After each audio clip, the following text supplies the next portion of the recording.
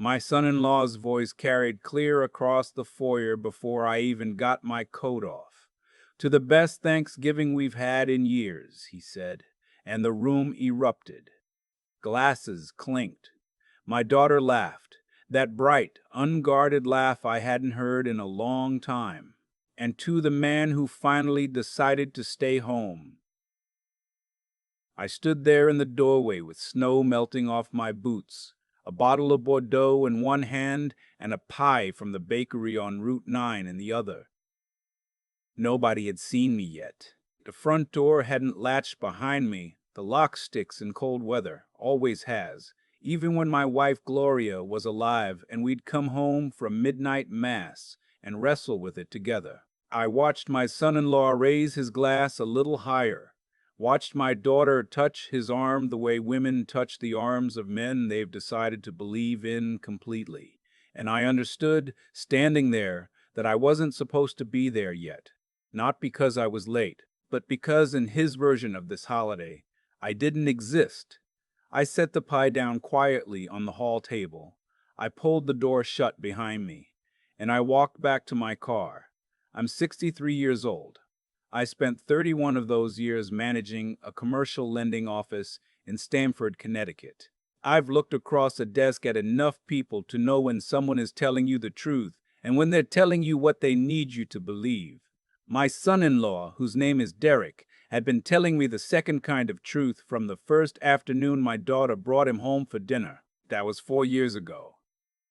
She was 34, which is old enough that I'd stopped worrying she'd rush into something, and young enough that I still worried anyway. Derek was 41. He sold corporate insurance, or said he did. He dressed well. He had opinions about wine. He called me sir the first time we met and never again after that, which I noted.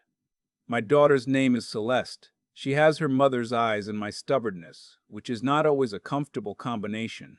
After Gloria died, 7 years ago now, pancreatic cancer, 8 weeks from diagnosis to the end, Celeste and I grew close in the way that people do when grief strips away everything else. She'd drive up from the city on weekends. We'd sit on the back porch. Sometimes we talked, sometimes we didn't. I thought we understood each other. I think I was right about that. I think I just didn't understand Derek. He proposed 11 months after they started dating. Celeste called me from outside the restaurant, still breathless, and I said the things a father says. I meant them. I wanted her to be happy. I still want that. Nothing that happened afterward changed that. The wedding was in October 2 years ago now, at a venue in Hudson Valley that cost more than I made in my first 5 years of working. I know because Derek mentioned the number over dinner 3 weeks before the ceremony, the way people mention things when they want you to understand something without having to ask directly. I didn't offer to pay for it. I paid for my share. Celeste's dress, the rehearsal dinner, the flight and hotel for Gloria's sister who came from Phoenix. The rest they handled themselves or said they did. 3 months after the wedding, Celeste called me on a Tuesday evening. She sounded the way she'd sounded the morning she called to tell me about her mother. Careful, like she was carrying something breakable. "Dad, I need to ask you something, and I need you to know it's only if you're comfortable." I told her to ask. "Derek and I are looking at a house," she said, "in Westchester. It's really the right place, Dad. Good school district, which matters for, eventually. And the commute works for both of us." I asked how much. "$740," she said. "But we only need help with the down payment, just part of it. 20% is $148,000, and we have about 80 saved. So 68,000, I said. "Yes." I was quiet for a moment. Outside my window, the neighbor's dog was barking at something in the dark. "Let me think about it," I said. I thought about it for a week. I talked to my accountant, who is a careful woman named Frances who has been telling me the same prudent things for 15 years. She told me what I already knew, that $68,000 was not nothing, and that family loans had a way of becoming family gifts, and that I should get something in writing regardless. I called Celeste back and said I'd do it. I said I wanted a simple loan agreement. Not because I didn't trust her, but because I didn't want money to become something strange between us. She said, of course, absolutely, totally understood. She said she'd have Derek draw something up since he dealt with contracts all the time. The agreement arrived by email 10 days later. 2 pages. My name spelled correctly. The amount right. The repayment terms were vague in a way I noticed, but decided not to press. Repayment to begin upon mutual agreement of both parties, which is not language I would have accepted from a stranger, but which I accepted from my daughter. I wired the money in November. They moved into the Westchester house in January. I helped them move, rented a truck, drove it 3 hours round trip, carried boxes until my lower back reminded me I wasn't 50 anymore. Derek carried a lamp and a box of his golf equipment and then said his knee was acting up.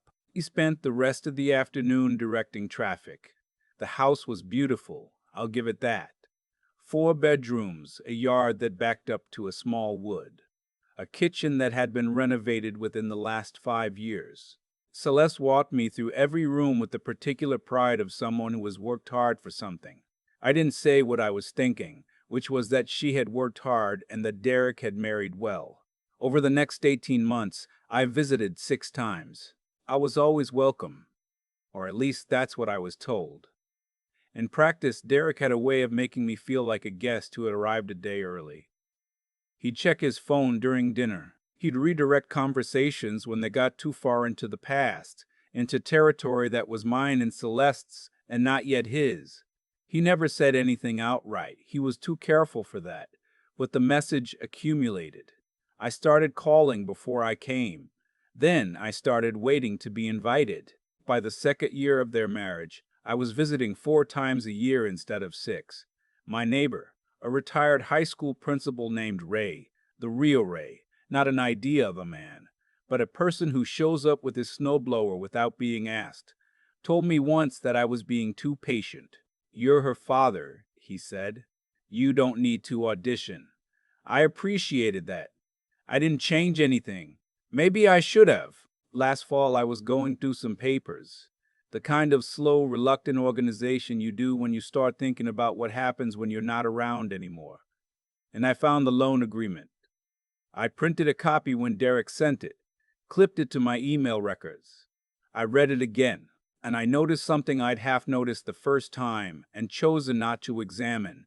The repayment schedule wasn't vague because it had been overlooked.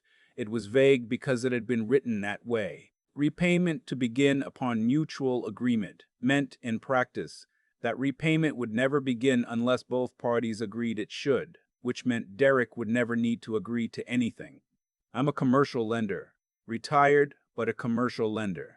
I have looked at contracts designed to protect one party from another for 30 years. This one had been designed. I'd just chosen not to see it because it was my daughter's name at the top.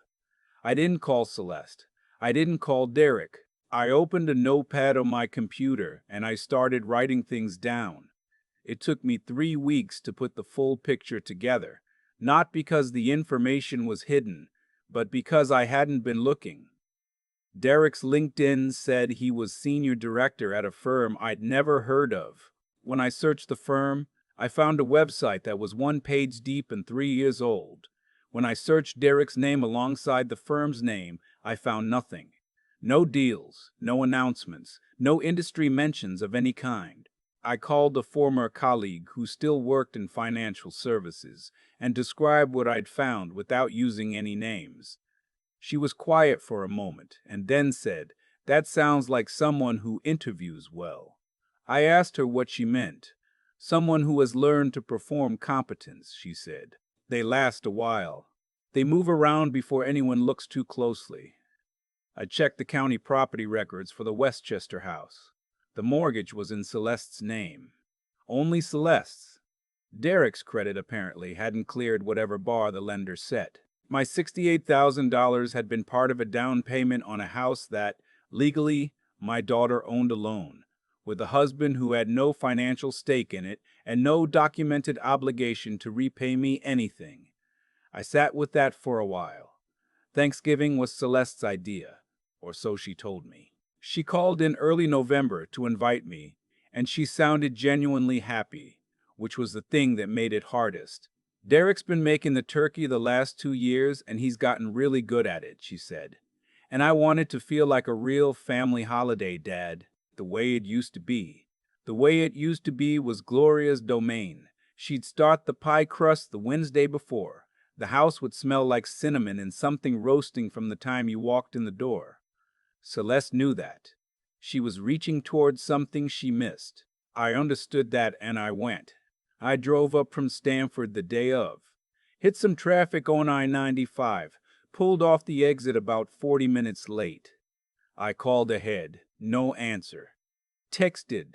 No response. I figured they were busy with cooking. Pulled into the driveway. Grabbed the wine and the pie from the back seat.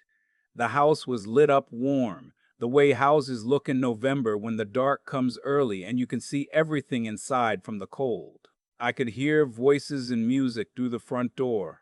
I remember thinking, this is what she wanted. A full house. This is the thing she's been trying to build. Then I opened the door, and I heard my son-in-law's voice. To the best Thanksgiving we've had in years, and to the man who finally decided to stay home. Laughter. Real laughter.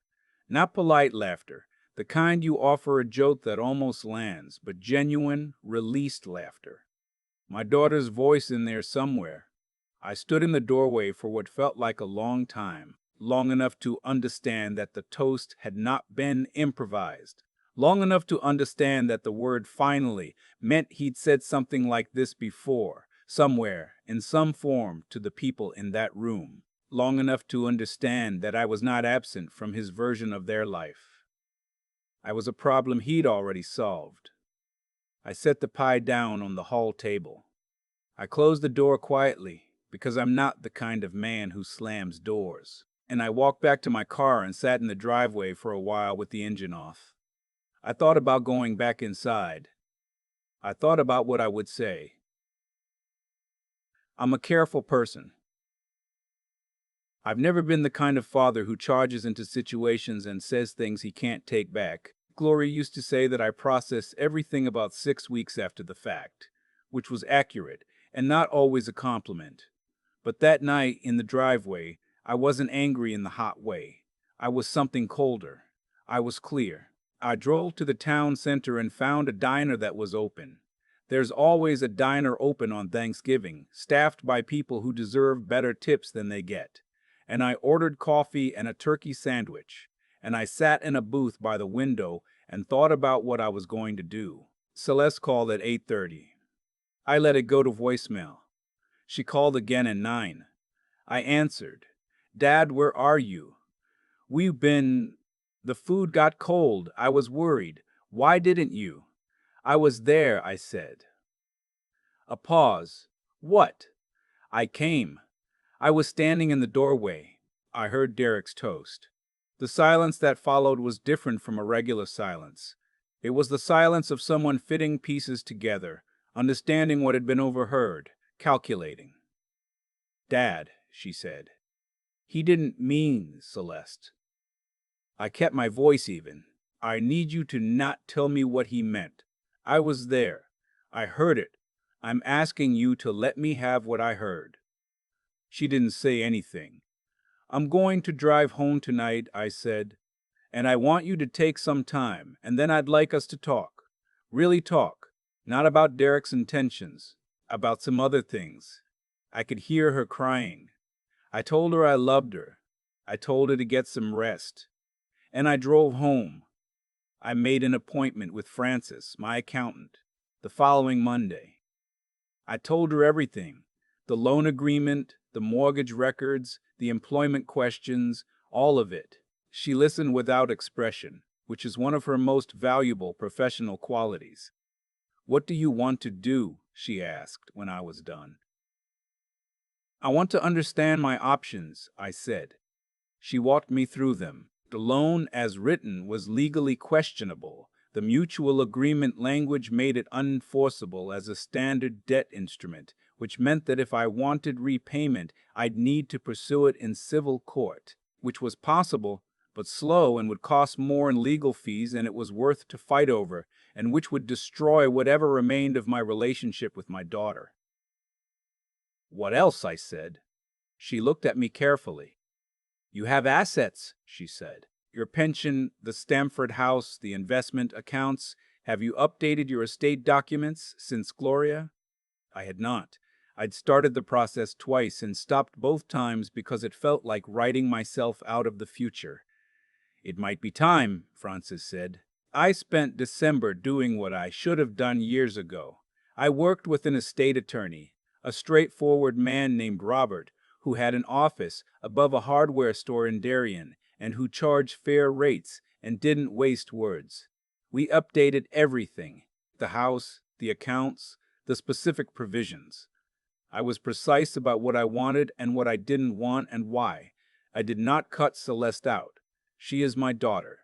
She is the person who sat with me through the worst year of my life and didn't ask for anything in return. Whatever she had become inside this marriage, whatever she had allowed herself to believe, she was still the person who drove 4 hours in a snowstorm to spend Christmas with me, the first year after her mother died.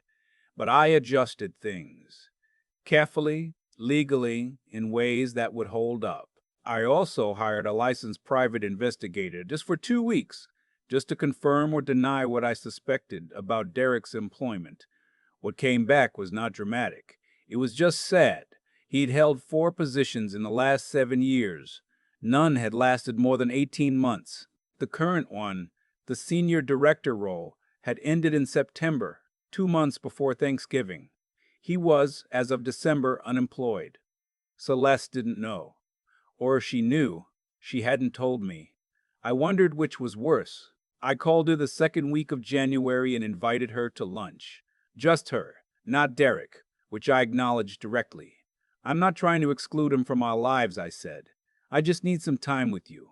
Father-daughter, it's been a while since we've had that. She came. She drove down on a Saturday, and we went to the Italian place on Summer Street that her mother used to like. We ordered the same things Gloria would have ordered, which I don't think either of us planned, and we didn't talk about it. I waited until we had coffee to say what I'd come to say. I told her everything I knew, not as an accusation, but as information. The loan agreement, the mortgage, the employment. I laid it out the way I used to lay out a credit file. Here are the facts, here is what they indicate, here is what I believe they mean. She listened. She didn't interrupt, which surprised me. Her face moved through several things I recognized. Surprise, then the particular expression that means someone is realizing they already knew something they've been choosing not to, and then something I could only call grief. When I finished, she was quiet for a long time. How long have you known? She asked. I started looking in October, I said, after I reread the loan agreement. Why didn't you tell me sooner?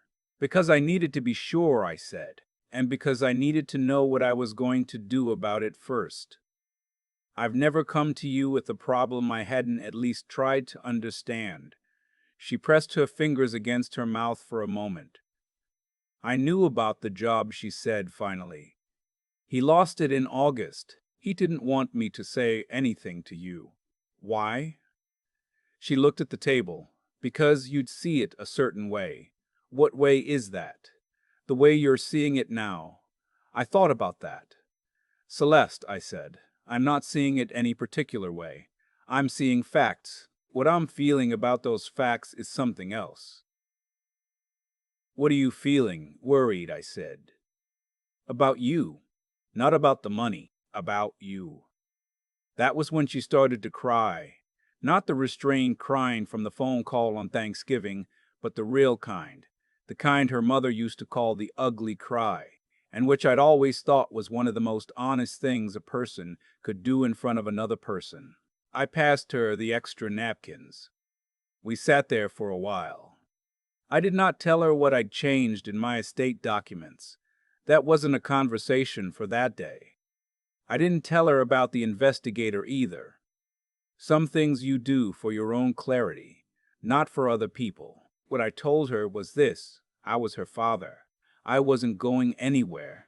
but I also wasn't going to pretend I hadn't heard what I'd heard, or hadn't found what I'd found, or that $68,000 and 4 years of being managed out of their lives was something I was prepared to treat as normal. I don't know what happens next, I said. That's for you to figure out. But I want you to know that you have a father who will tell you the truth, and a home you can come back to if you need to. And I need you to know that those two things, the truth and the door being open, are not in conflict. She nodded. She blew her nose on the extra napkins. She ate the rest of her tiramisu. We hugged in the parking lot for longer than we usually do, which is a thing I've started to notice about my relationship with time. The moments you want to hold are always the ones you're already in the middle of losing. She drove back to Westchester. I drove home to Stamford. I sat in my kitchen with a glass of water and the particular quiet of a house where someone used to live who doesn't anymore, and I thought about Gloria and what she would have said about all of this. She would have seen Derek clearly from the beginning. She always could, but she would have let it play out. She would have stayed close to Celeste without making her choose. She would have been patient in the way I'm still learning to be patient. And she would have told me, eventually, probably on the back porch, probably in that voice she had when she meant something. She would have told me that loving your child doesn't mean protecting them from their own choices. It means being the person they can come back to after they've made them. I think about that a lot these days. I don't know where things stand between Celeste and Derek. She calls more often now, twice a week sometimes, the way she used to before the wedding. We don't always talk about important things. Sometimes it's just what she had for lunch, or something funny the dog did, or a question about a recipe she half remembered from when she was a kid. I answer every time. The loan is still outstanding. I don't expect to see it repaid. That's not why I keep the paper. I keep it because it reminds me what I know and what I chose not to see, and because I think there's something in that, in the distance between knowledge and acknowledgement, that I'm still working out. I spent 30 years in a lending office learning to read the difference between a borrower who intends to pay you back and one who has already decided not to. I was good at it. I was not good at applying it to people I loved. I'm better at it now. That's not a comfortable thing to say, but it's true. The pie from the bakery on Route 9, the one I brought to Thanksgiving and left on the hall table, I don't know what happened to it. Probably they ate it. I hope it was good. The woman who runs that bakery makes the best pear pie I've ever had, and she makes it with cardamom, which sounds strange until you taste it. Gloria would have loved it. That's the thing about grief, the thing no one tells you when you're first inside it. It doesn't get smaller. You just get bigger around it. And eventually, if you're lucky, there's enough room for everything. For the loss and the love and the pie and the cold driveway and your daughter's voice on the phone and the particular silence of a January afternoon in a house that's yours and no one else's. That's enough. It has to be. And mostly on my good days it is. The hardest thing I've ever had to reckon with isn't what Derek did. It's what I chose not to see. I spent 31 years reading people for a living, loan applications, financial statements, the way someone's eyes move when you ask them a direct question about their income. I was good at all of it. And then my daughter brought home a man who dressed well and called me sir, exactly once. And I folded everything I knew into a drawer and decided not to open it. That's not love. I told myself it was love. But what it really was, I think, is a kind of moral laziness that feels like kindness from the inside. I didn't want to be the difficult father. I didn't want to be the man who made his daughter choose, so I looked away, and I called it grace, and I wired $68,000 to a man I had never actually looked at clearly. There are consequences to that. Not punishment. I don't think the world is running some kind of ledger. But consequences in the plain mechanical sense. When you don't use what you know, you pay for it eventually. When you let someone believe they can take from you without limit, because you've made it clear you won't look too closely, They will keep taking. That's not cruelty on their part. That's just how things work when one person has decided to be blind. What changed for me, sitting in that diner on Thanksgiving night with bad coffee and a turkey sandwich I barely touched, wasn't anger. It was clarity. The kind that comes when you finally stop being afraid of what you're going to find and just look. I looked. I found what I found. And then I did the harder thing, which wasn't hiring an investigator or rewriting my estate documents. Those were just mechanics. The harder thing was sitting across from my daughter at a restaurant table in January and telling her the truth without making it a weapon, saying, "Here is what I know, here is what I believe it means, and here is the door." That took something different from intelligence. It took the willingness to be honest, even when honesty might cost me the thing I was most afraid to lose. Celeste calls twice a week now. We don't always say anything important. Sometimes that's the whole point. I think about Gloria a lot in these months. Not with grief exactly, or not only grief, more with the particular gratitude you feel for someone who taught you how to stay standing. She was steadier than me. She saw clearly and stayed warm at the same time, which is harder than it sounds.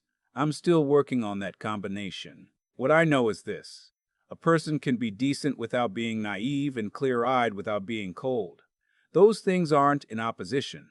They just take practice. They take the willingness to keep showing up, even after you've been hurt, to keep doing the right thing, even when there's no audience and no reward, to keep the door open for the people you love, even when you've had to change the locks. That's the work. It doesn't finish. But it's worth doing. And the pie, for what it's worth, really was excellent.